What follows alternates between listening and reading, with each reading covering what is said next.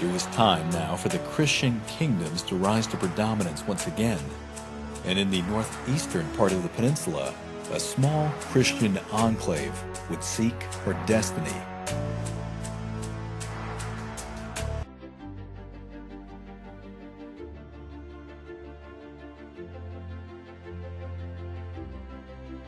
The people of the Basque region on the western end of the Pyrenees are one of the most ancient in Europe.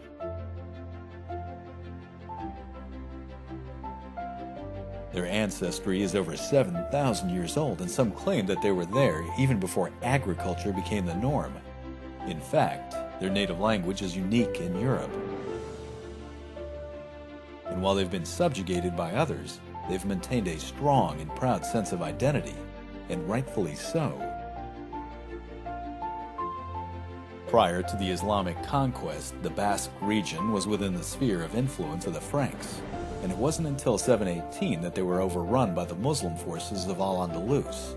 They became a vassal, but in time they established some degree of autonomy. When Charlemagne came through in 778, he attacked them and destroyed the city walls of their capital, Pamplona. But the Basque, who were fierce, fought back. They annihilated Charlemagne's rear guard at the pass of Roncesvalles and killed the famous knight Roland, inflicting, some say, Charlemagne's only major defeat. Now, for the next 50 years, the land would alternate back and forth between the interests of the Franks and the Muslims of the Emirate of Córdoba. However, that sense of Basque autonomy would only grow and eventually lead to rebellion. In 824, a Frankish army was sent to subdue the rebellious Basque and made it as far as the gates of Pamplona.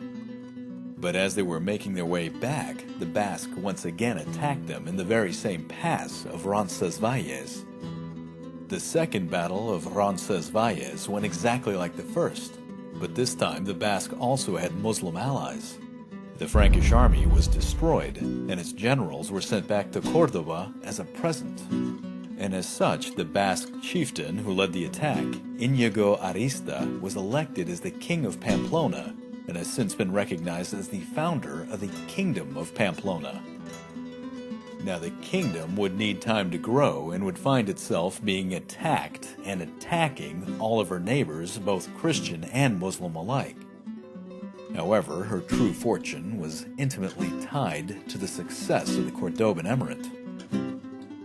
The ruler, Sancho I, who 2 years earlier had declared himself king, sent his armies out and took the county of Aragon. But when the emirate was strong, that is, when Abd al-Rahman III came to power and made the emirate into a caliphate, Pamplona would be on the receiving end of pain.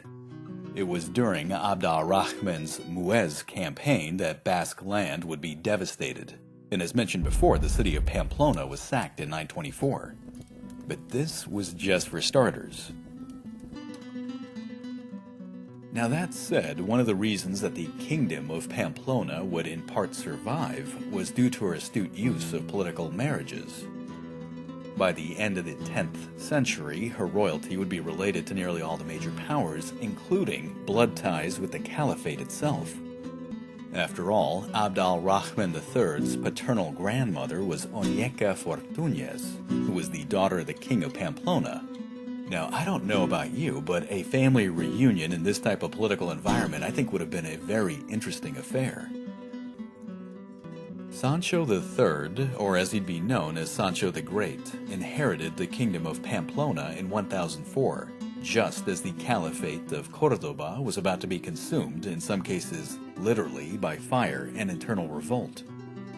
The man was both a shrewd politician and a skilled military leader, and from what I've read, was quite dashing with the ladies. The ambitious policy of expansion that he would adopt would require him to use all of these abilities. To expand his eastern border, he would seize lands from the Franks north of the Pyrenees. And then south of the Pyrenees, his army would conquer large portions of the county of Aragon. On his western border, he astutely married the daughter of the Count of Castile, and under the pretense of being its protector, he became the de facto ruler of this county. And then, in 1034, after defeating a string of rivals, and it should be noted that most of them were Christian, he captured the city of Leon. By the time of his death, the very next year in 1035, the kingdom of Pamplona extended from the city of Leon to the Pyrenees and onward to the borders of Catalonia, which is the easternmost portion of Spain. But from this point onwards, it would be a period of decline.